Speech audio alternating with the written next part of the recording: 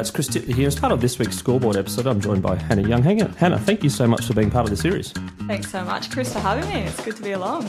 2024, we're in, what's the 9th of December, getting on already this year. How's your 2024 been? Yeah, it's been a really exciting year. So took the leap this year and started racing as a professional. So that's been really nice to dip my toes into the elite field. I've raced in 3 different countries and had a pretty big year in terms of races, a few good results.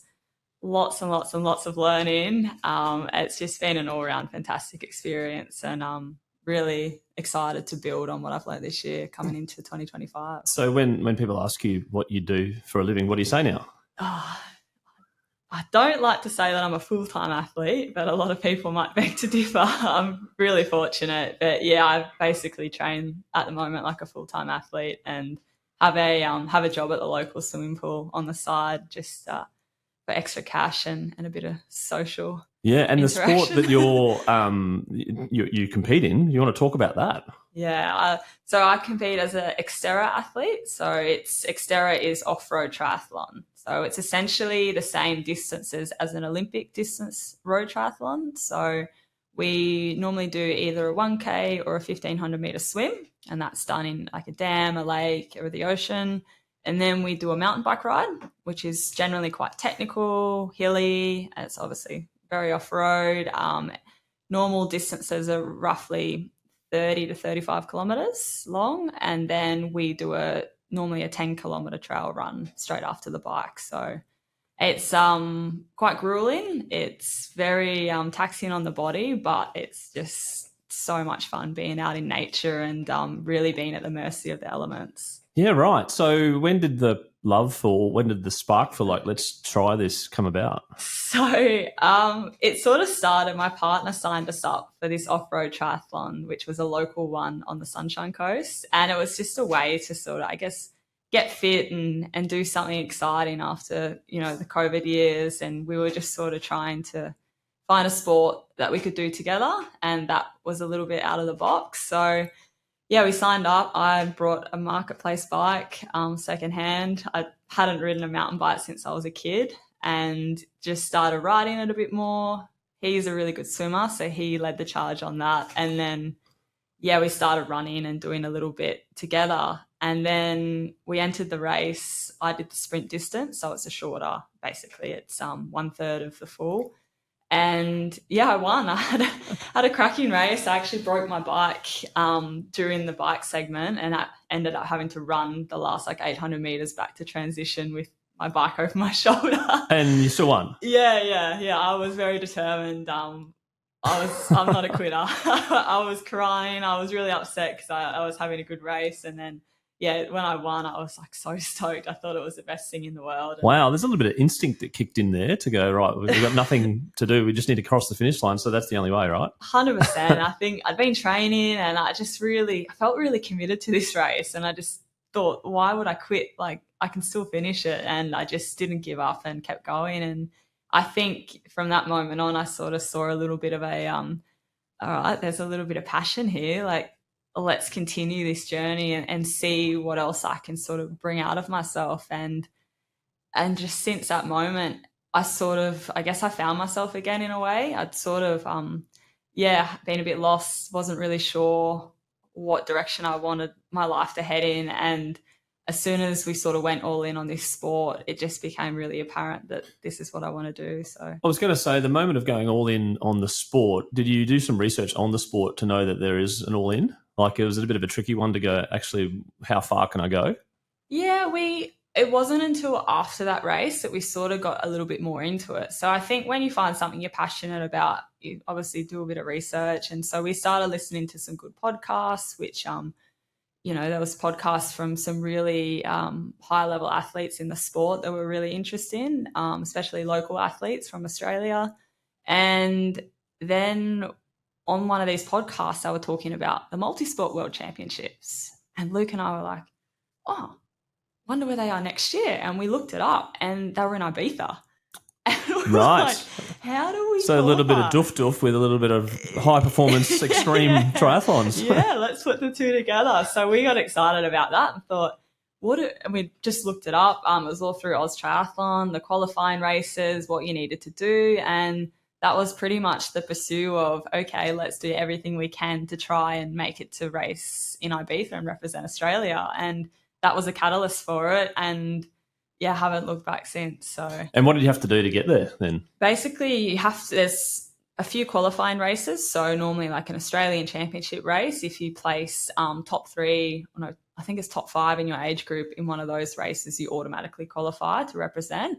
Otherwise, you accumulate points.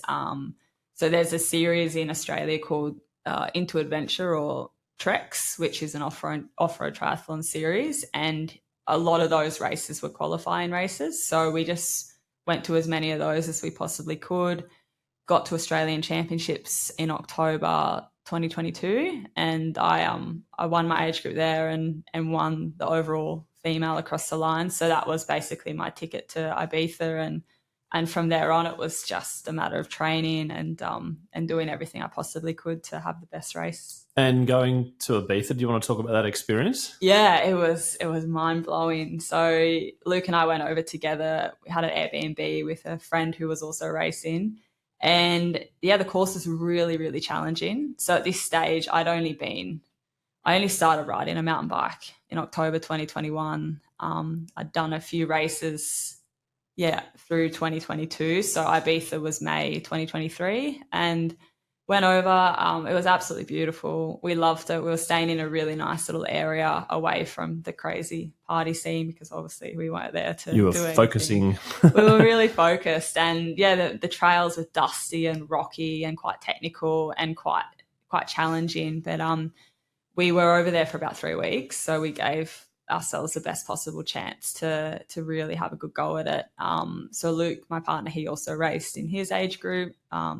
So it was something that we got to do together. And then, I got to race day and I channeled everything that I'd learned and that I trained for, and I had the race of my life and did really well and ended up winning my age group in the world. So I was 25 to 29 year age group world champion and 4th female age grouper over the line. Overall in the world. Yeah, so it was a pretty emotional moment.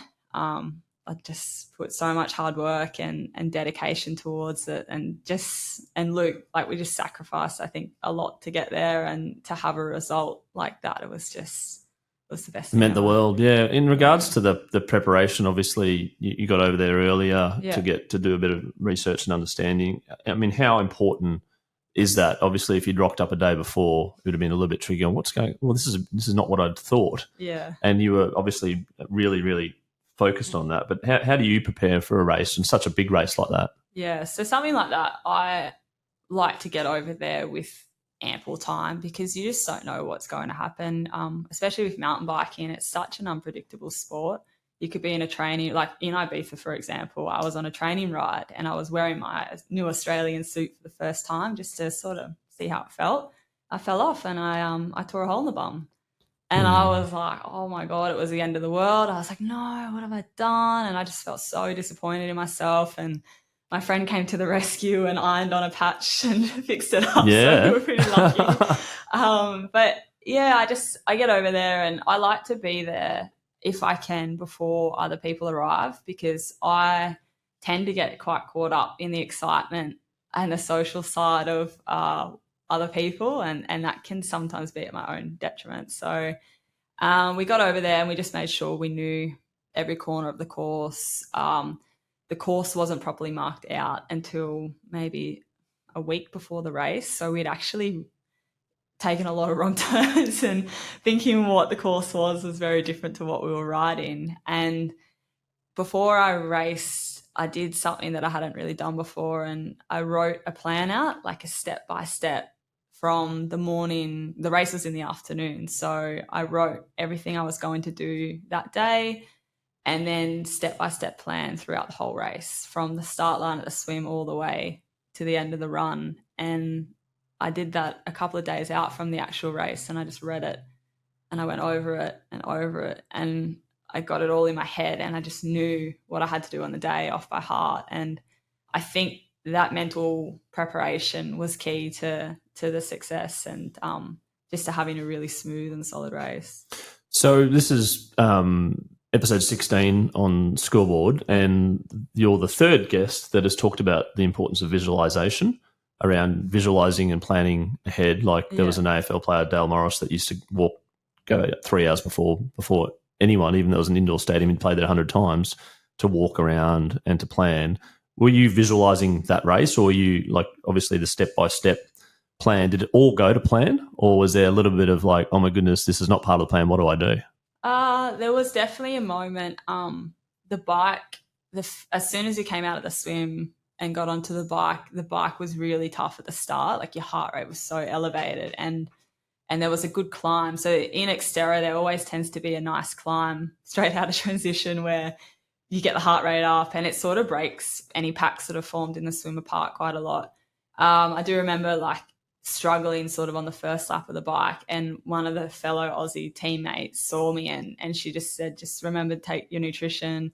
And I think in the moment I'd forgotten a bit, and that reminded me, okay, like just calm down and just, do all the right things, take your nutrition, get some carbs back in, get some energy back. And that was really nice. And then after that, it was all good. And I cramped quite a bit on the run, so I don't feel like I was able to run to my full potential without, if I was overstriding, I would just cramp straight away, and that was going to take longer than, anything else. So apart from that, everything else went according to plan, and I visualized it. I knew what I had to do. I knew every single section of the course that I had to attack, and I had to ride smooth in.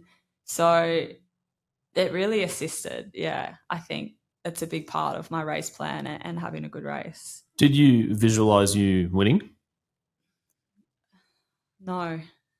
I was very vocal about my goals and what I wanted to do. And I think for me, I'm not actually a very good visualizer. Like I struggle to sit down. I struggle to think and be in the moment a lot of the time. So that's why like writing something down really helps, because I can actually read it and I soak it in that way. But in terms of, winning, I was pretty out there with what I wanted to achieve on that race. And I guess that in a way is manifesting a result. And I came through with it. So. What did you want to achieve out of that race? Yeah, I wanted to win my age group. I wanted to be a world champion. Yeah, so you did want to win. Obviously, everyone wants to win, but you didn't visualize yourself being on the podium with a medal around your neck and going, this is nothing's going to stop me. I don't think so, because I didn't know what that was going to look like. I'd never been in, like, I'd won races and I had medals and I've been on podiums and stuff, but I think at that level it's such a different scale. It just feels like such a massive deal, and I hadn't really visualized it at all, but I'd made it my point very clear that that's what I intended to do. So. And our previous podcast with Lauren Hume, she was talking about what goes through her head during a race, and she hums the lyrics to High School Musical, does some mathematical algorithms and algebra, and also looks at other people's names and sort of like yells out to them randomly. Yeah, I'm not surprised. Now, you're a good friend of hers. Through that race, your race, what is going through your head? I like to have a bit of a motto that I've adapted, and I try and just tell myself to get from point to point. It's a phrase that a good friend said to me not that long ago, and I think I can't really remember what was going through my head back then. I guess I just try and focus on what I've got ahead of me a little bit. Like, it stops me from hurting in the moment. I think another strategy that I've used is counting up by twos. So I go 2, 4, 6, 8, 10, 12, 14, 16. And I feel like that also takes my mind away from the pain, because you suffer so hard and you dig so deep. And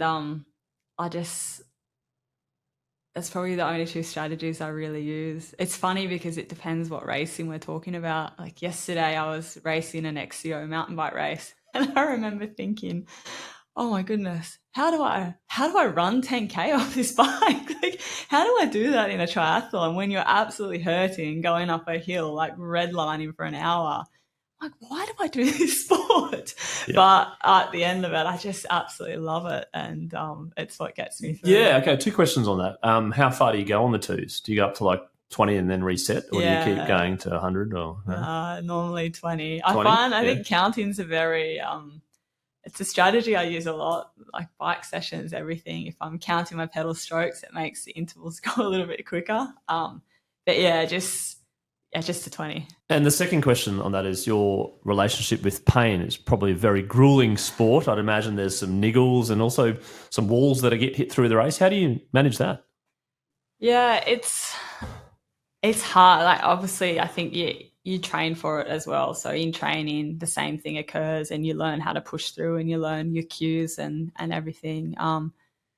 Like I do a lot of counting. That helps. So counting up by twos, especially if I'm in a tough section of the course, like a hill or something, or it's just a matter of staying one foot in front of the other. Because I'm normally breathing like crazy and I'm really, really struggling. But I just know that if I'm not pushing through the pain, then others behind me or in front of me are pushing through the pain, and I need to be suffering just as much as everyone else. Or the other thing is, I know that if I'm suffering really hard, others might be suffering really hard too. So that's sort of like a bit of a catalyst for me to go even harder, because I think if I'm hurting that much, then surely, people who might be chasing me for a position or running away from me will be hurting as well. So it's almost your friend in a way when you're racing. You have to utilize the pain and use it as a tool to be a bit strategic. And yeah, sounds like you got a lot of resilience. You're very competitive and you're very focused, because to do something like this needs a great deal of focus, structure, and also the desire to improve and desire to win. Where do you reckon that competitiveness has come from? Oh, my mum. I love this story. I remember when we were kids and I used to play so much sport, because I actually grew up in a country town in the outback in New South Wales, and sport was all we had. Like it was a little mining town. We had a great community, but sport was just everything to everyone. It was where everyone would hang out on weekends. We'd all go watch the football. And so we were lucky, like we were exposed to lots of different sports, and basketball was probably my favourite. And I used to play for hours out in the backyard, basketball. And Mum would come, Mum, come play basketball with me. And she was so ferocious. And she just was so competitive. And I was like, wow. And then even now, I see her, she plays lawn bowls and she just gets so into it. And sometimes she has to pull herself back because she's been too competitive.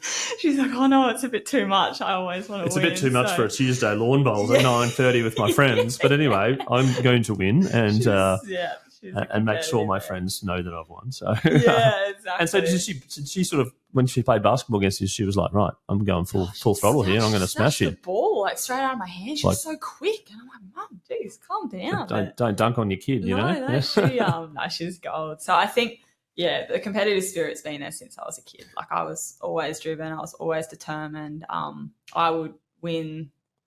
We'd have our swimming carnival and athletics carnival every year. It was the best highlight of my year. I loved it. What did little Hannah want to be when she grew up? Little Hannah wanted to be many things. I went from a vet, then a marine biologist, which probably ties into another story. And then I was like, oh, I really want to be a basketballer. And I tried so many different things, but I actually never really knew what I wanted to be. I think I went all through high school, not really knowing, and then I had the opportunity to do an electrical apprenticeship. So I was like, oh, year 10, I'm going to do that school base. So I worked 2 days a week, went to school 3 times a week, and I thought, this is great. By the end of year 12, I'll be a first-year apprentice, move into full-time work, and I just had my head in the clouds. And my boss at the end of year 12 was like, Hannah, I don't think this is for you. I think you should go and do something that you're really passionate about. Like, it's not really, you're not mechanically minded enough to be an electrician. Like, I just think it's not an avenue you should continue to pursue. And I was furious. I said, what are you talking about? Like, I'd never been fired from a job. I felt absolutely defeated. And so I went and found the only other electrical company in town, and I said, can you please take me on as a second-year apprentice? And he was like, oh, okay, and did so. And, yeah, and I absolutely hated it. Right, okay. So there like, was a little bit of truth, potentially. There was a lot of truth. I didn't want to accept it at the time, but now I look back and I'm like, oh, thanks, Miles. You were spot on there. But, yeah, I hated it. And I was like, wow, okay, I really don't want to do this. So I ended up quitting in my second year, and then kind of just dabbled in lots of different things. I had like 3 jobs. I was traveling a lot, and then decided to become a dive instructor.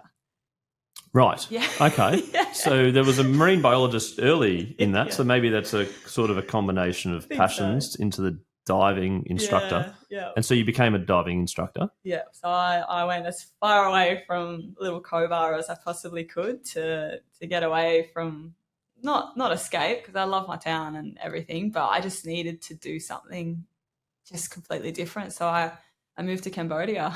Right, Cobar to Cambodia. Yeah, yep. Yeah, very, very different. But yeah, from being a sparky basically to underwater, not being a sparky, being a diver. Yeah. Well, it was either skydiving or scuba diving, and scuba diving felt a little bit more cost effective. So skydiving was a bit too expensive, so I gave that up and went scuba diving instead. And ended up.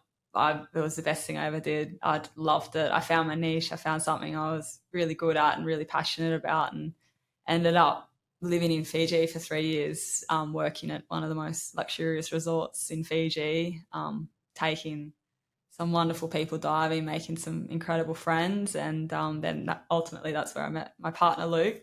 He wasn't like one of the wealthy people that came to the resort.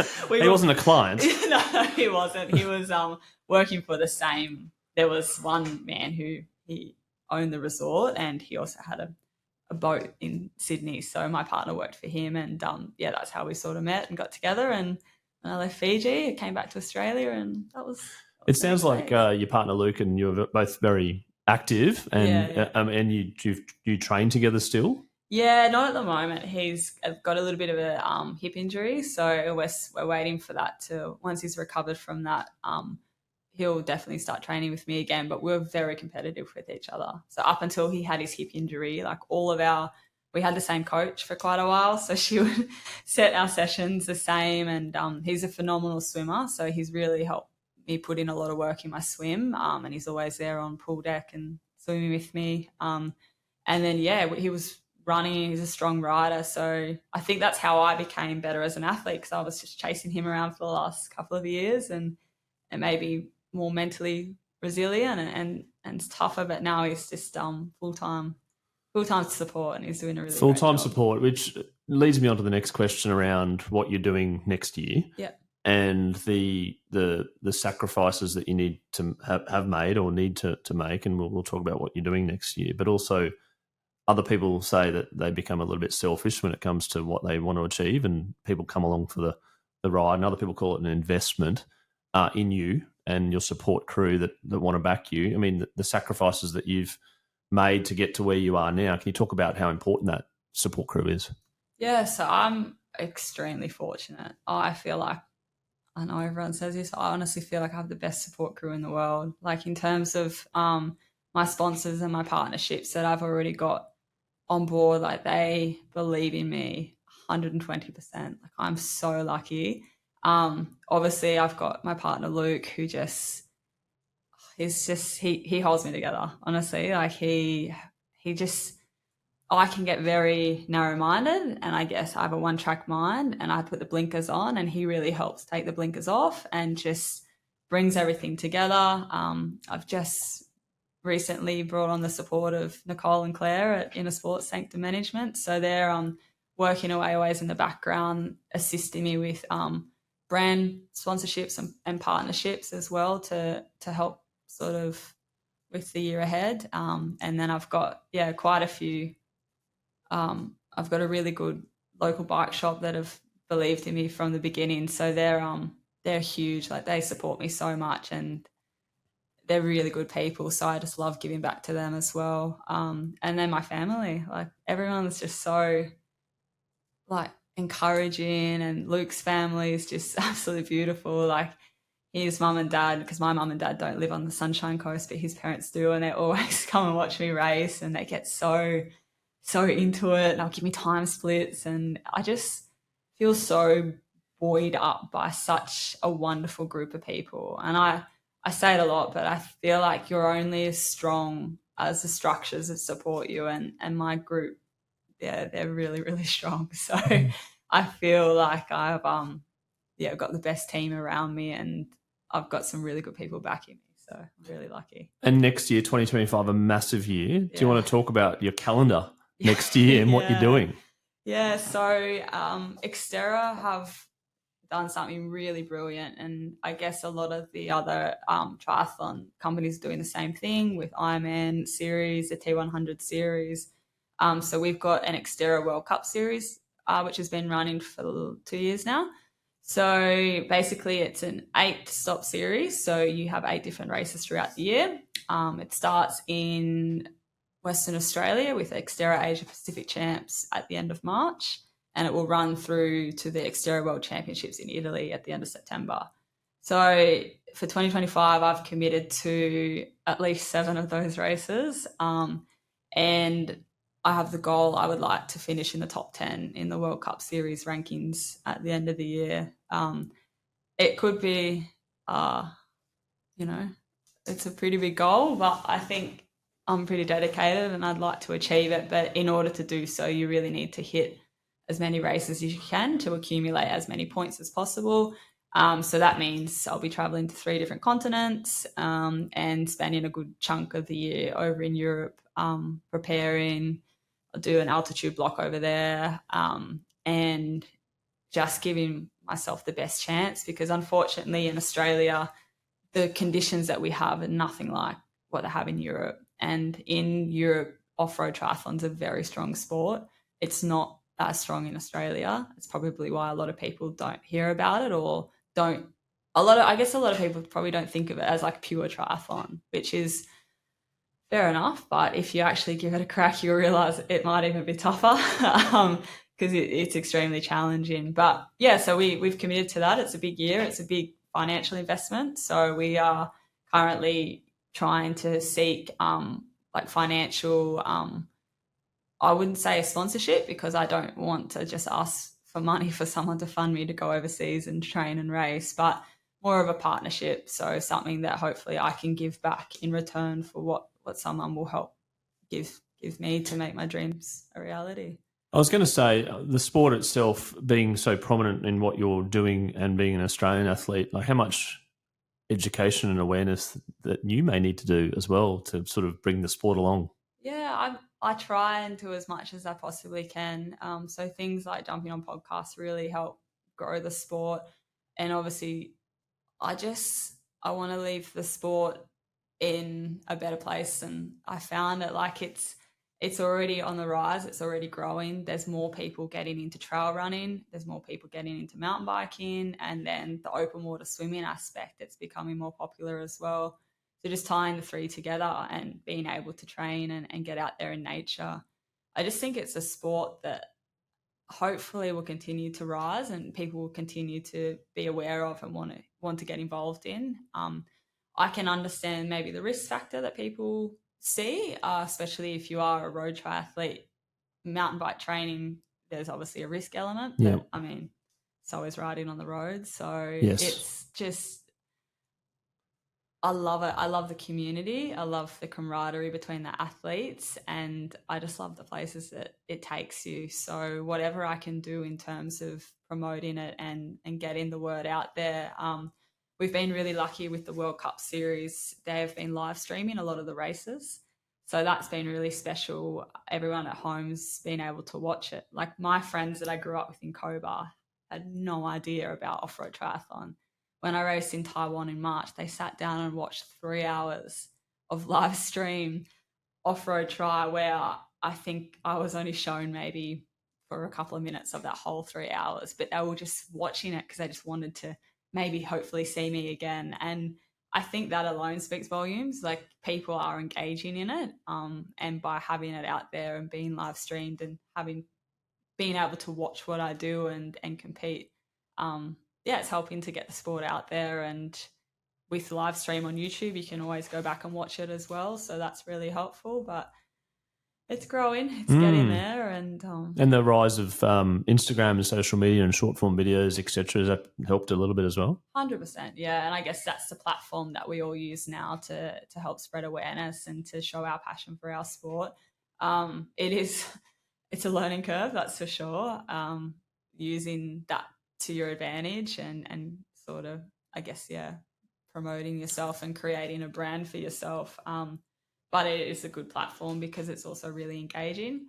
So one of my favorite things is I get lots of people, send me a message in my inbox and ask me about off-road triathlon, and lots of people always have questions, and it's a good way for me to engage with the audience and spread the word and try and get more people involved, especially women. So are you sort of naturally transparent and open?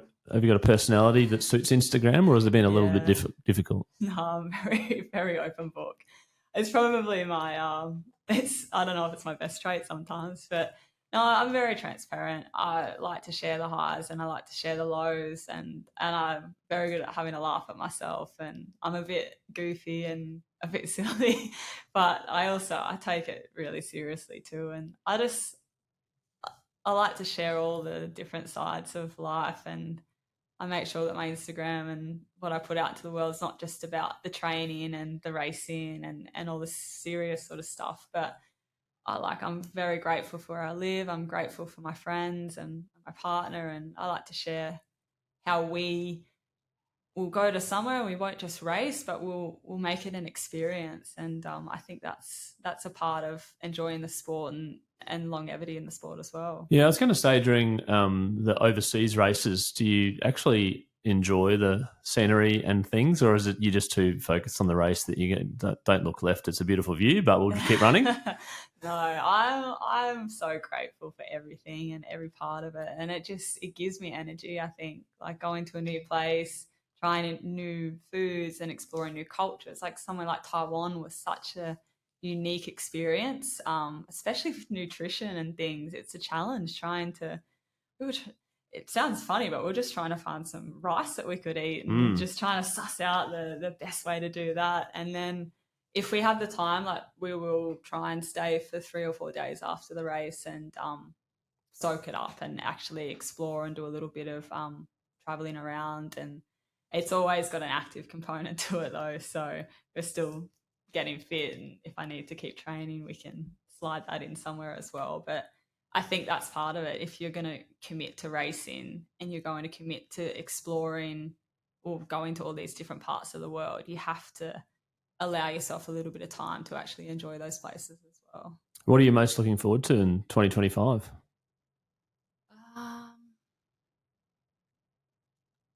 I think just seeing what I'm capable of. I think I've just recently swapped coaches, and that's been like a different training stimulus. So that's been really exciting. So just seeing, I guess, what we can achieve in the year ahead in terms of like how we can level up from this year, and just thinking a little bit differently. And just, I think as a sport where you're always evolving, especially mountain biking, like skills, all the different courses that you go and you experience, all that every terrain's so different. So like one place might be a real sandy, gravelly, like Western Australia is really pea gravel and quite slippery, and it's a different style of racing to going to Italy where it's rooty and muddy and forestry. And so I think just really adapting and soaking up as much as I possibly can, and just trying to really give it my all and just, I don't know, show the world what I'm made of, I guess. Yeah, and then the whole podcast that I've started called Scoreboard is about the scoreboard of life. You're setting your goals and where you want to be. It's not just about your performance, it's also about you and where you want to be. Have you ever thought about life beyond off-road triathlons yet? Not a great deal. I think I know what I'm passionate about, and I'd love to still be involved in the sport in some degree, post like racing career. Yep. I love helping and motivating and mentoring, if I could be a mentor to the younger generation coming through, I think that would be a really fulfilling and rewarding role. Not sure what capacity yet. I haven't really thought too much about it, but yeah, just see where the wind takes us. Luke and I are a bit nomadic. We've only just recently brought an apartment on the Sunshine Coast, and that's been really special to have a home base. But the other day we were talking about, wouldn't it be nice to go over and work in Tonga for a season? And we're just random. We just sort of throw it to the wind, and we sort of seem to land on our feet a little bit and get lucky. But yeah, I guess anywhere with Luke is where I want to be. So I think we'll cross that bridge when we get to it. And then some advice for young boys and girls that are playing sport. You grew up in a country town or a mining town that was really focused on sport, from footy to basketball and different different types of sport. And Australia's a wonderful country when it comes to sport. We've got the Olympic Games coming up in 2032. What's some advice for the younger Hannah out there who has just picked up a ball and goes, this is pretty good? Yeah, I think one of the most important things, especially as a kid, is to try as many different sports as you can and see what you really enjoy. I think it's very easy, and I guess it's almost out of your control as a child. You sort of, you're in the hands of your parents really, and what either A, they can afford to allow you to play, or B, like what they allow you to play, because at the end of the day you need their permission. But just show, if you're passionate about a sport, show it. Like, go out, practice, express your feelings, tell people how you feel, tell people your intentions. There's obviously naturally talented kids out there, but there's also a lot of kids that put a lot of hard work into the background. And if you're passionate enough about something, I think it's hard because you want to go all in, but you're young and you need to experience life and stuff as well. But I think just try everything. Try as much as you possibly can. So you really, when you find a sport that you really love, that that's what you really possibly might want to do. And have fun. Just enjoy it. It's not the end of the world if you're winning or losing. It's all part of the process, all part of the learning curve. And eat. Please eat. I think it's such a common theme, especially in young female athletes. That's been really circulating, and there's been a lot more awareness of it now, is that, eating, making sure you fuel your body, fuel yourself for performance. It's not about how you look, or it's about how you feel. If you don't have the energy, it's going to be detrimental on your body, in your later years. But if you learn nutrition, you learn how to fuel, you learn how to eat properly, it's going to set you up for success if that's what you want to pursue. That's the first time I've heard that in regards to food and nutrition on this podcast, and I've been dealing with a few companies out there that and boards, etc., where it's talking about nutrition at an early age at school is so important for people, and even as adults. If you go into a meeting and you're hungry, or you go into a presentation to listen to something and you are hungry, you get hangry, and you get hangry. All you think about is food, right? So, how have you managed to make sure that you're continually on top of your nutrition and your food and eating the right thing, whether there's right or wrong, but eating the right thing for your own preparation? So I feel like I came into the sport of triathlon at a really good time. So I was listening to a lot of podcasts that really touch on topics of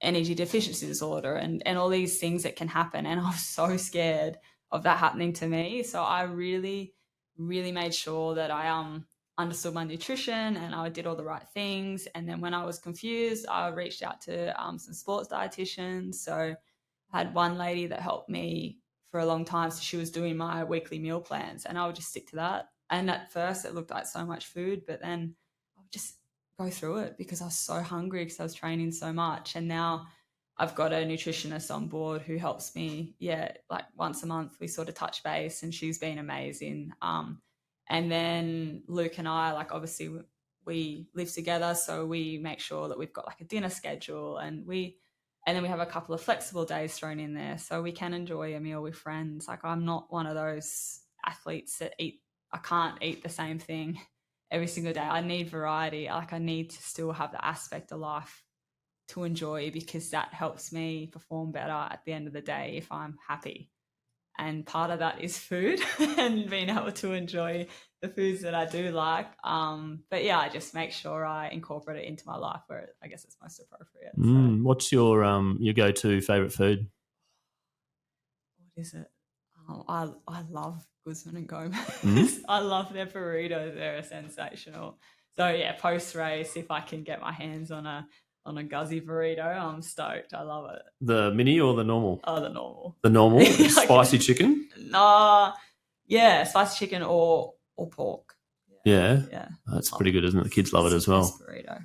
Well, there's a future sponsor for our podcast out there. Stephen Marks, if you're listening, the founder, dial on in and, we're all winners with Guzman, right? Yeah, absolutely. What can you ask for?